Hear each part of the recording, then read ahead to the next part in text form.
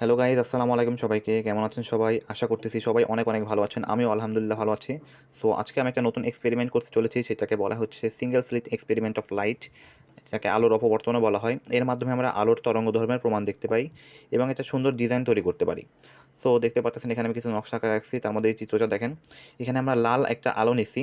So এই আলোটাকে যখন আমরা একটা চির বা একটা ছোটো ছিদ্রর মাধ্যমে পাস করব, তখন আমরা ওর বিপরীতে যদি একটা ওই সাইডে যদি একটা পর্দা রাখি, সেখানে দেখতে পাচ্ছেন যে আমরা উজ্জ্বল অন্ধকার উজ্জ্বল অন্ধকার এরকম একটা প্যাটার্ন দেখতে পাবো।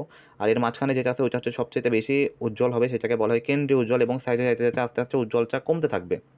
তো ছবি আগে এত সুন্দর করে বোঝানো সম্ভব হয়নি, আমি এটা প্র্যাকটিক্যাল করে দেখাবো।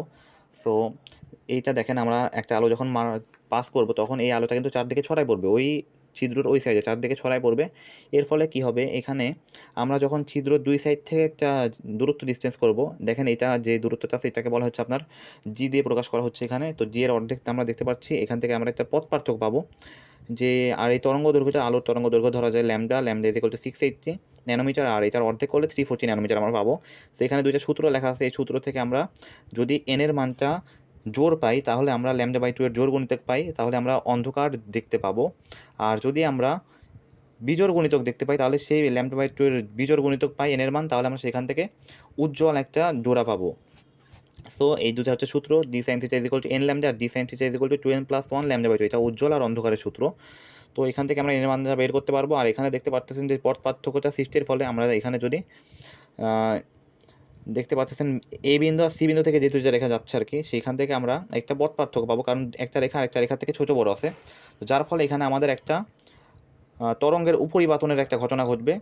তো চলেন এটা আমরা দেখাই দিই আপনাদের কীভাবে ঘটবে বিষয়টা। তরঙ্গের উপরিবাতনের ফলে যেটা হবে, কোনো কোনো জায়গায় তরঙ্গটার বিস্তার বেড়ে যাবে, আর কোনো কোনো জায়গায় বিপরীতমুখী হওয়ার ফলে এই তরঙ্গটি একদম হ্রাস পেয়ে যাবে। এখানে আমরা একটা লাল কালারের লেজার লাইট নিয়ে নিয়েছি। সো আর আমরা এখানে একটা ছোট্ট মেকানিজম তৈরি করছি, দেখতে পাচ্ছেন ব্লেড কাচেদের মাঝখানে যে জায়গাটা আছে এটাকে চির বলা হয়, চির বা স্লিট বলা যায় এটাকে। সো এটাই আমরা সেই সিঙ্গেল স্লিট বলতে পারি। তো এর মাঝখান থেকে আমরা যখন লেজার লাইটটাকে পাস করবো, তখন আমরা পিছনে যে পর্দাটা রাখছি বা খাতাটা রাখছি, সেইখানে আমরা একটা সুন্দর প্যাটার্ন দেখতে পাবো।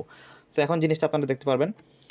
আমি এখন লেজার লাইটটা এই ব্লেডের মাঝখানে যে ছোট্ট একটা সামান্য জায়গা আছে, বলা যায় 0.1 বা 2 মিলিমিটার, এর মাঝখানে যখন পাস করবো, পিছনে দেখতে পাচ্ছেন আপনারা একটা সুন্দর প্যাটার্ন তৈরি হয়েছে। এটা ভালো বোঝা যাচ্ছে না কারণ এখন লাইট জ্বলতেছে, এখন আপনারা দেখতে পারবেন একটা সুন্দর প্যাটার্ন কিন্তু আমরা পেয়ে গেছি, যেখানে আমরা কিছু কিছু জায়গায় উজ্জ্বল পাইছি, কিছু কিছু জায়গায় অন্ধকার পাইছি, আর মাঝখানে একটা সবচেয়ে বেশি উজ্জ্বল জায়গা পাইছি। এখন এটা আমরা যদি অন্ধকারে দেখি, তাহলে আপনারা ভালো আরও বুঝতে পারবেন এখন।